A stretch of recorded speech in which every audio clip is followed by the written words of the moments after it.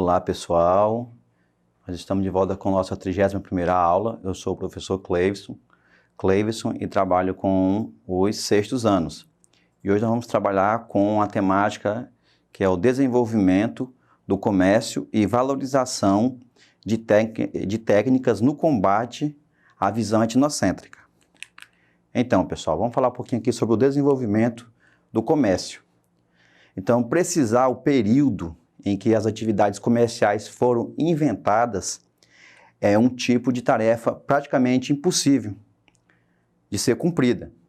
Contudo, podemos realizar uma breve projeção sobre como as primeiras trocas comerciais apareceram no cotidiano de certas civilizações. Então, inicialmente, devemos imaginar que nas primeiras comunidades, cada indivíduo ou chefe familiar detinha um tipo específico de habilidades de trabalho, como a gente observa aí nessas imagens, né? Então, com o passar do tempo, essas trocas comerciais se tornaram cada vez mais complexas e envolviam uma gama cada vez maior de produtores, tá? Em algumas situações. Só voltando aqui, observe que está havendo uma troca comercial, né? Trocando peixe pelo grão, né? E diversos outros produtos, certo? Como aí a lagosta e outros produtos, certo? Então, em algumas situações, o produto de troca oferecido por um trabalhador não era aquele que atendia às necessidades ou às demandas de outro, tá? Além disso, a comercialização de determinadas mercadorias de grande porte e de difícil transporte poderia tornar as trocas diretas muito complicadas para as partes envolvidas, tá? Então foi daí que as primeiras moedas apareceram como um meio de dinamizar as atividades comerciais entre os povos.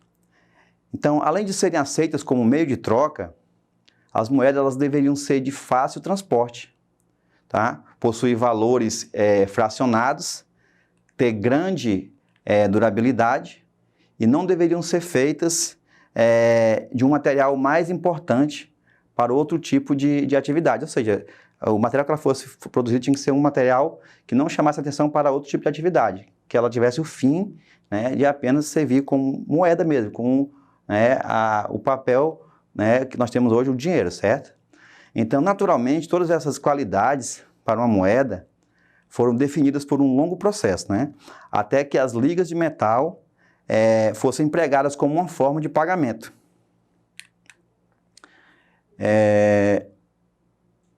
Vamos falar um pouquinho sobre a valorização de técnicas, né, e o surgimento das moedas. Então, desde os primórdios das atividades comerciais, a quantidade de trabalho empregada para a fabricação de uma riqueza ou mercadoria era um pressuposto fundamental para que o preço dela fosse determinado. Então, assim sendo, as dificuldades, né, ou a dificuldade de produção de uma riqueza ou a raridade da mesma seriam fatores essenciais que indicariam, né, o seu preço elevado, tá? Ou seja, dependendo da dificuldade para se adquirir determinado produto, ele poderia ser mais caro ou, né, custar menos, certo? Em contrapartida, outra mercadoria de fácil obtenção ou de fabricação simples teria uma valoração bem menor. Então, progressivamente, o desenvolvimento do comércio ele estipulou uma valoração não limitada ao custo, né, natural da mercadoria, tá? Transportes, impostos, salários e outros gastos foram incorporados, né, paulatinamente ao processo de fabricação de tais riquezas. Então, foi dessa forma que a atividade comercial passou a ganhar ainda mais complexidade, tá, entre seus envolvidos, certo? No mundo atual, vemos que a compreensão das atividades comerciais abarca, né, um universo cada vez maior de fatores variantes. Então, a gente observou aí, né, que todos os processos, né, além da produção, como impostos, transporte, tudo isso é agregado ao valor das mercadorias. Vamos falar aqui um pouquinho sobre o combate, né, à visão etnocêntrica, tá? Então, pessoal, o que é etnocentrismo?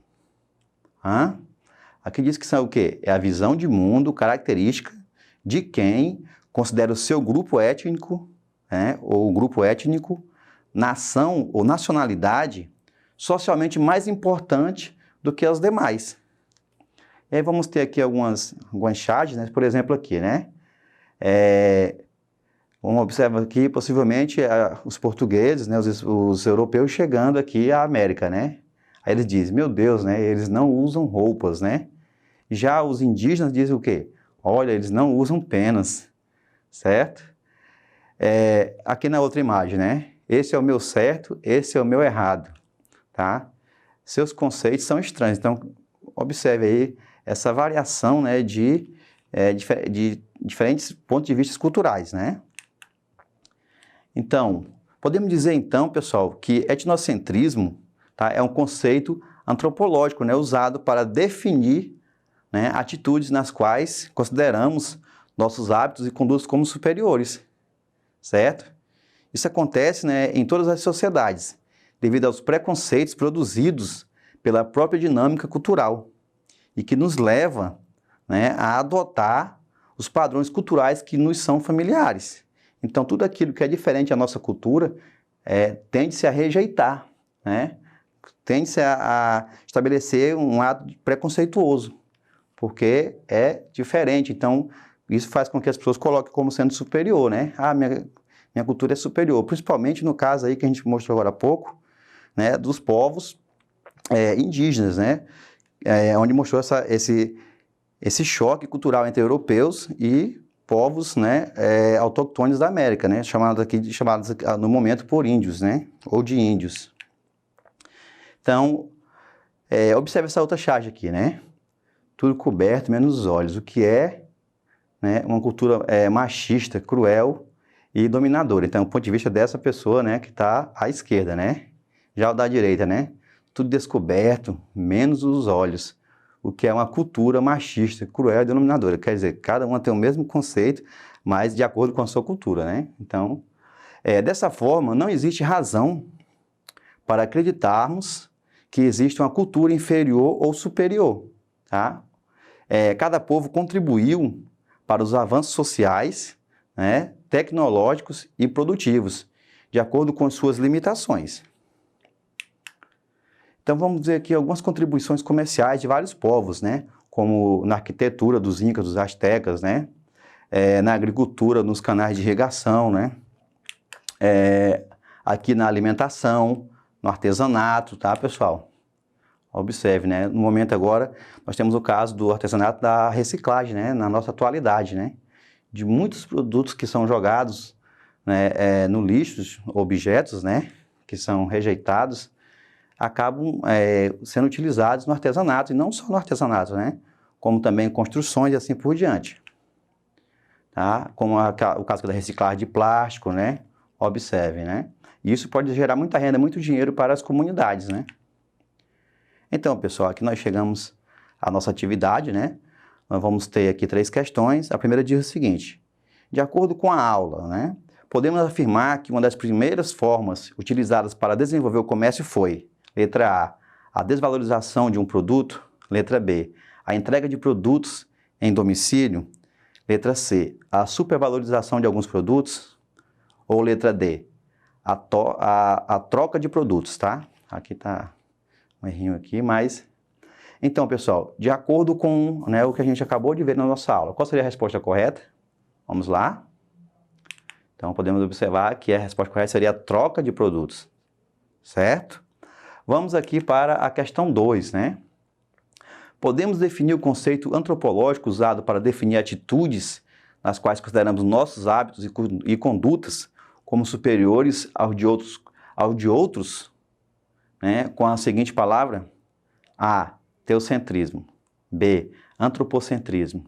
C, etnocentrismo. E D, cubismo. Então, qual seria a resposta aí? Etnocentrismo, né, pessoal? Então, podemos definir o conceito antropológico usado para definir atitudes nas quais consideramos nossos hábitos e condutas como superiores aos de outros com a seguinte palavra, né? Etnocentrismo, né? Ou seja, considerar a determinada cultura, no caso a nossa ou a de outro grupo, como sendo superior à de outros, né? A questão 3. Entre as formas comuns de ajuda coletiva, algumas sociedades conseguiram, letra A, desperdiçar produtos, B, rifar produtos, C, jogar lixo nos rios, ou D, reciclar o seu próprio lixo. Tá? Então, qual seria a resposta mais adequada de acordo com o que nós acabamos de observar na aula que acabamos de trabalhar, né, pessoal? Então, vamos observar.